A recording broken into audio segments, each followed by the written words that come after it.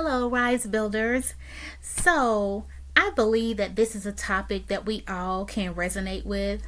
We've all been there before. We have prayed and prayed and prayed on something and no answer. No answer.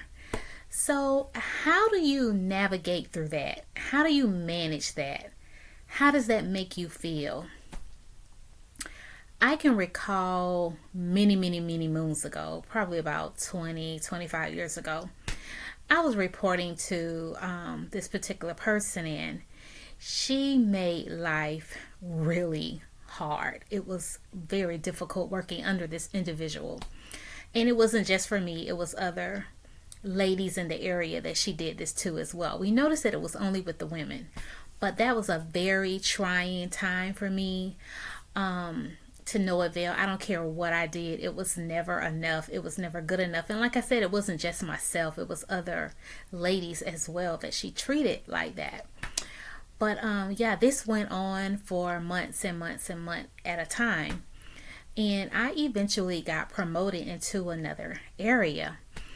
And come to find out, she tried to block it, but God. I'll just say that, but God. But yeah, I'm just interested in hearing in the comments, how do you guys manage that?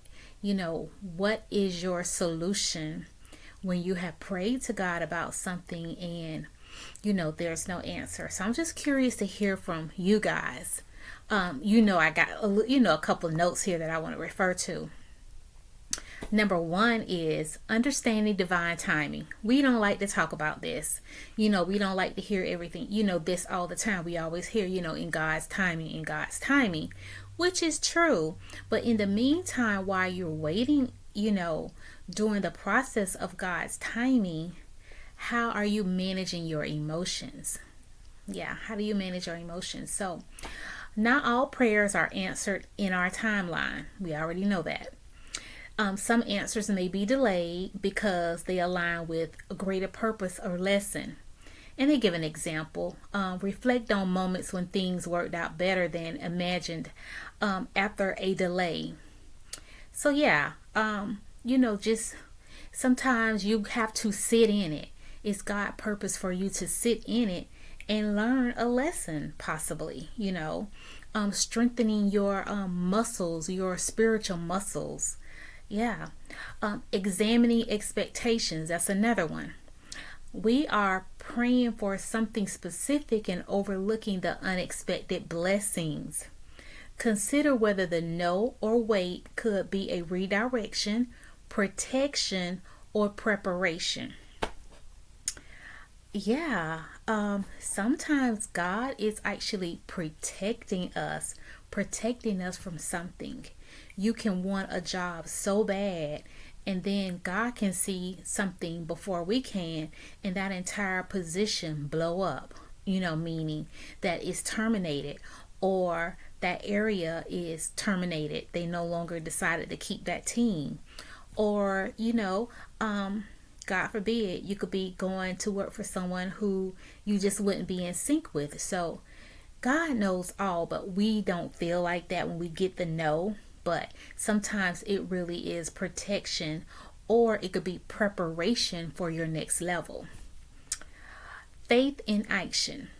Prayer is powerful, but it's often paired with action.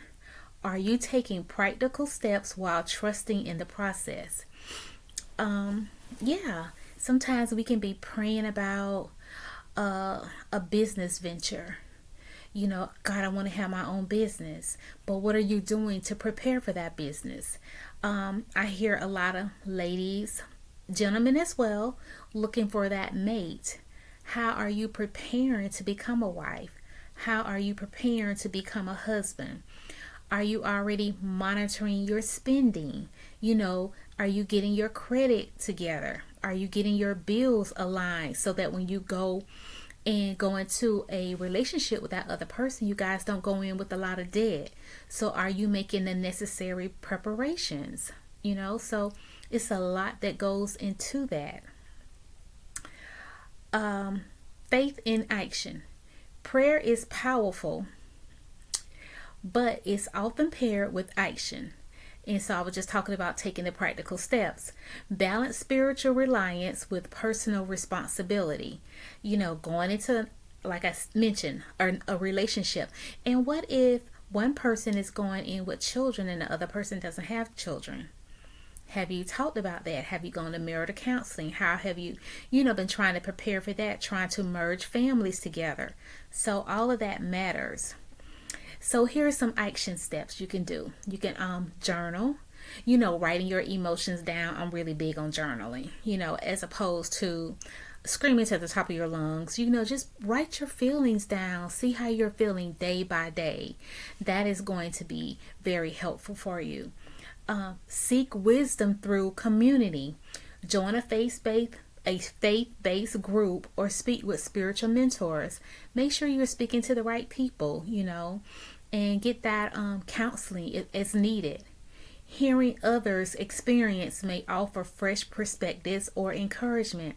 Maybe you can find someone that you really trust, and you can let them know what's going on with you, and maybe that person can tell you, oh, well, when I was going through X, Y, and Z, this is what I did, in that process.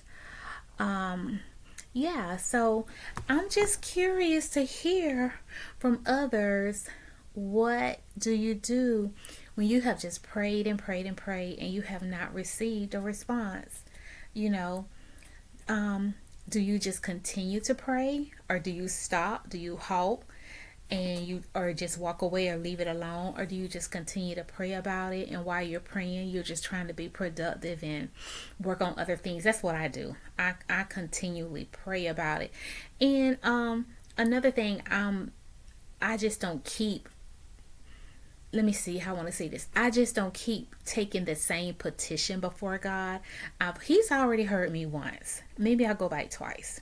But after that, I start thanking him for whatever the outcome is going to be. God, I thank you. I know that you're going to protect me. I know you got the right, resolution in place for me. I thank you in advance for this. I know it's going to work out. All things work together for my good. So I just start trying to find scriptures that's going to correlate and support me. And I just start using those scriptures as support.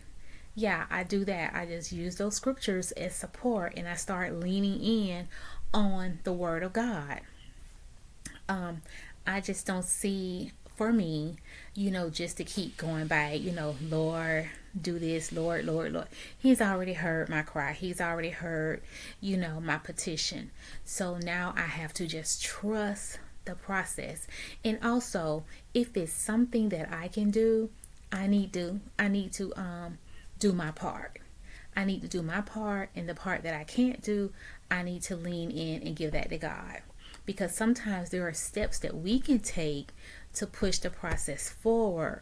But once we've done all of that, that's when we need to make sure that we give it over to God. Give it over to God. But yeah, I just thought it would be interesting to talk about this, because I know sometimes we can have a burden, or we could just be praying for a loved one. Someone could be sick, or praying for someone's finances, employment, career advancement opportunities, business ventures. It's just so much that we should be praying for. We should be praying for our government, praying for the world as a whole, praying for unity, praying for peace. So it's just so much that we can be praying for. And I always say this: we shouldn't be stingy with our prayers. We just should not be petitioning God about us, me. We need to be petitioning God on the behalf of others as well. So yeah, again, I just would like to hear from you guys and see where you're at with this topic. And yeah, all right guys, that's all I have for right now. So until next time, continue to grow and glow in the Lord. Take care.